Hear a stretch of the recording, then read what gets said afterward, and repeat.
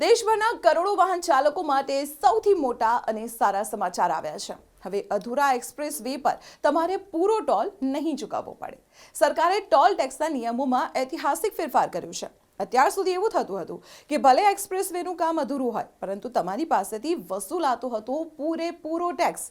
પરંતુ હવે 15મી ફેબ્રુઆરીથી જો એક્સપ્રેસ વે પૂરેપૂરો તૈયાર નહીં હોય તો વધારાનો 25% એક્સપ્રેસ વે ચાર્જ તમારે નહીં આપવો પડે।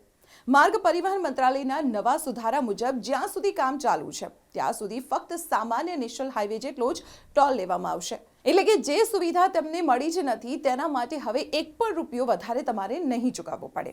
આ નિયમ 15 ફેબ્રુઆરી 2026થી આખા દેશમાં લાગુ થઈ જશે। આ નિર્ણયથી રોજિંદા મુસાફરો, ટ્રક ઓપરેટર્સ અને ટ્રાન્સપોર્ટ કંપનીઓને સીધો ફાયદો થશે। ટ્રાન્સપોર્ટ ખર્ચ સીધો ઘટી જશે। સરકારનું આ પગલું પારદર્શકતા માટે છે। તો હવે અધૂરા રોડ પર પૂરો ટોલ આપતા પહેલા આ નિયમ યાદ રાખજો અને આ માહિતી તમારા દરેક મિત્રો અને પરિવારજનો સાથે શેર કરો કે જેઓ વારંવાર મુસાફરી કરે છે। અને સરકારના નિર્ણય પર તમારી પ્રતિક્રિયા કમેન્ટ બોક્સમાં ખાસ જણાવજો। અને આવી જ મહત્વપૂર્ણ ઇન્ફોર્મેશન માટે આપ જોતા રહો સંદેશ ડિજિટલ।